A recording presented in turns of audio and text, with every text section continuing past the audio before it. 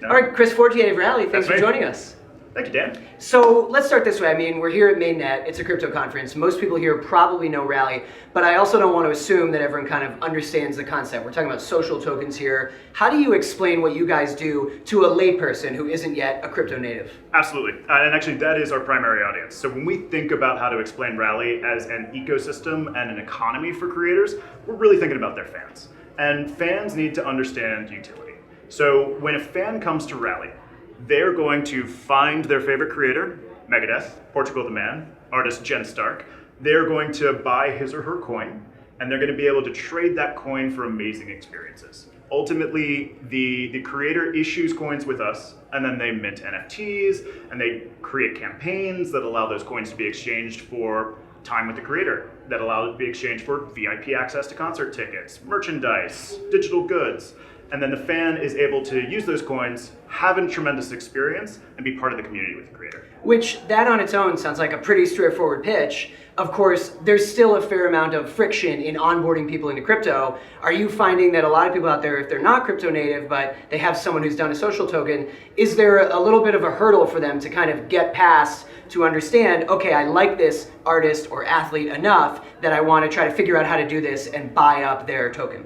It's a huge issue.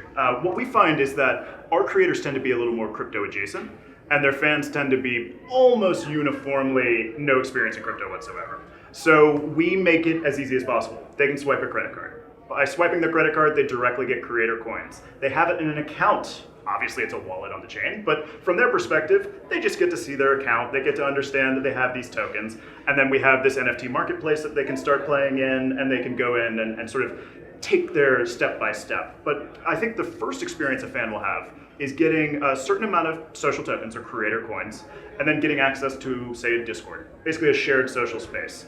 They may not think about Rally for another month or three, but having gotten those social tokens and started to really engage with other fans in a deep and meaningful way, they may not realize it, but they're now very much crypto natives, or at least they're on the path that's going to end with them owning thousands of NFTs and having a wallet on Mainnet. I just want to push you on this a little bit because, okay, I'm a big Megadeth fan. Why not? But let's No, I can tell. I could have been once upon a time. But so I'm buying tokens, but what am I buying? Like, how are these different from like Reddit Gold or like, you know, I'm part of the McDonald's fan club and I get online tokens to get ice cream cones. Like, you know, I mean, there's kind of like those toy fake tokens. Then there's like your ERC20 hardcore blockchain token. What exactly are you distributing? It's a great question. I think creators need to pour in time to their economies. What we are doing is taking the sort of creator sort of continuum of things they could do in time and allowing them to tokenize specific pieces of it. Fans don't necessarily need to understand this. What they do need to understand is that their social tokens are able to buy access to a creator that is not available anywhere else. You can call us a digital fan club. We don't mind. That's how some creators use us. But ultimately, our tokens represent value to that creator. And the more fans that are coming in, the sort of higher that token price goes, and the creator genesis stake becomes ever more valuable. That's very distinct from, say, just starting a Patreon or just issuing a digital good. We can track the value of that economy. They can sort of exit parts of that economy in order to pay bills. It allows them to make a living, and allows them to make a living that is disconnected from any large Web 2 service. And I absolutely get the value proposition. You mentioned like the OnlyFans thing and these platforms forever, you know, booting people off like their financial lifeline. Not cool. But again, I just want to push you. What exactly is under the hood though? What are the fans getting? Like, are they getting toy tokens or are they getting on-chain things? And how do you avoid the risk of like securities law and all that good stuff? Really good question. So our tokens are not investments. That's one of the important ways that we stay on the right side. Our tokens are utility. So when we answer this question for you, we're also answering it to fans. Those tokens are, if you'll allow me to go back to my old finance days, those tokens are a call option on creator time. And I think that's an important distinction from sort of a toy token. Creators who are leaning into their economy are going to continue making really interesting experiences, and the value of those social tokens you're holding is an opportunity to buy those experiences now or in the future. And as more fans follow you in, that value increases. Compare that, say, to a Twitch subscription. $4.99, Twitch takes their cut, the rest goes to the creator, but it's undifferentiated. And there's no further value for the fan.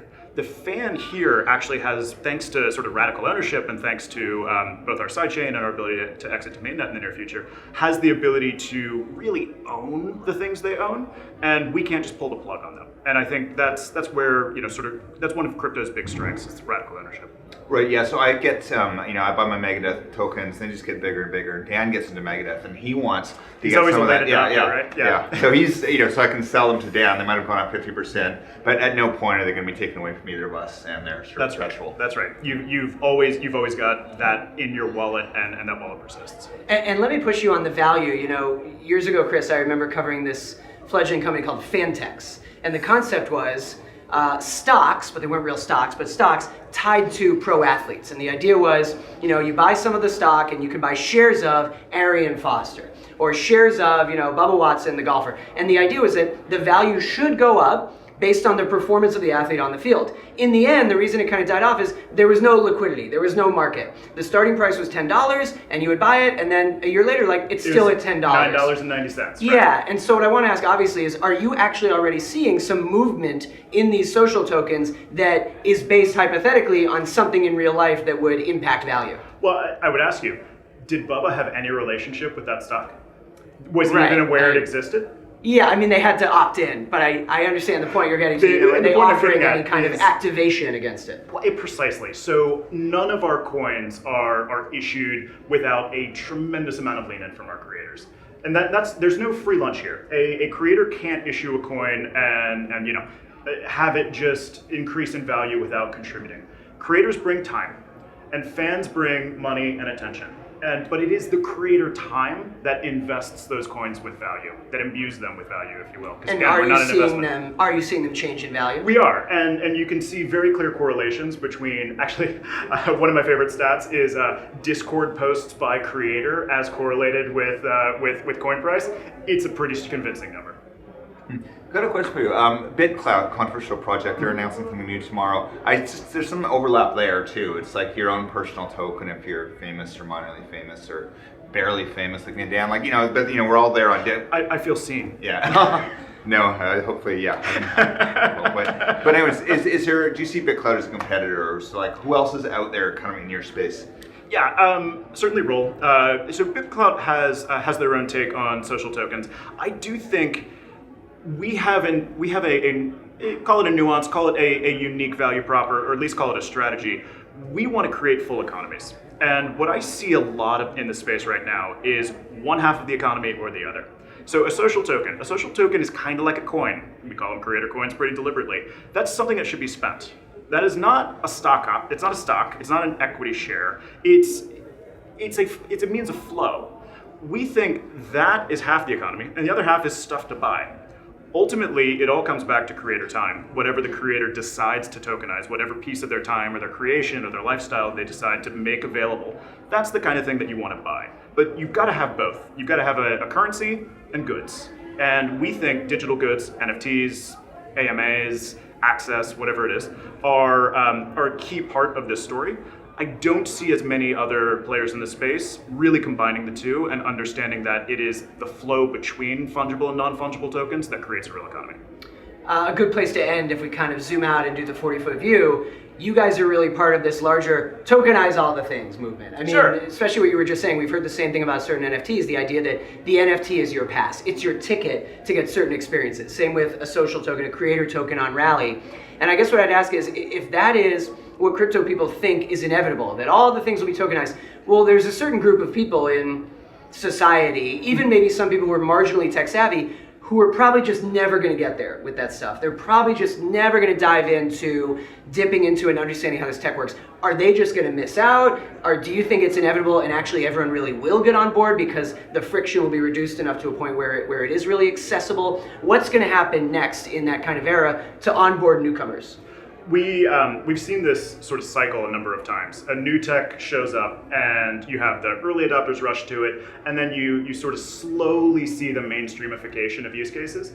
And what I think is crypto is going to come to those people, not the reverse. They're not going to make those skeptics come to crypto. But by the time crypto makes it to them, it's not going to look like crypto anymore. Think about it this way. If you have a creator that is absolutely terrified of the idea that they need to be selling something to fans. Maybe they're already too famous. Maybe they're already too successful. Maybe they're worried about their brand impact. And you must be hearing from some who say that. Absolutely, it's a real concern. What happens though when it's not about them, but it's about charity? If you are able to find the right metaphor, ultimately people need to exchange money, time, and attention for the things that they love, right? I think crypto could do a better job of emphasizing time and attention, which I don't think we have tokenized on the fan side very well, though obviously there are aspects of tokenizing that for creators. More than just coin go up. Pretty much, right? More than just have credit card, can enter door. But ultimately, imagine charity events or charity tokenization. If you abstract out the sort of commercial aspects, I think the means and the method that crypto brings still has a tremendous amount of value that will prove through, and will be able to persuade the people that are worried about this sort of like tokenization or commercialization of their time or their brand. We'll bring them along for the ride. But we have to go meet them, and that's why I think crypto is still searching for product market fit in a lot of cases in the mainstream, and still pushing the boulder up the hill. And I think when the boulder goes on the other side and we start chasing it, we're not even going to be talking about crypto anymore. It's just going to be good businesses that make sense. I hope that will be the case. We'll see. It's going to take a lot of innovating and iterating. But Chris Fortier, thanks for joining us. Thanks, Dan. Awesome. Appreciate it. Thanks so much, Chris. Really interesting. Thank you.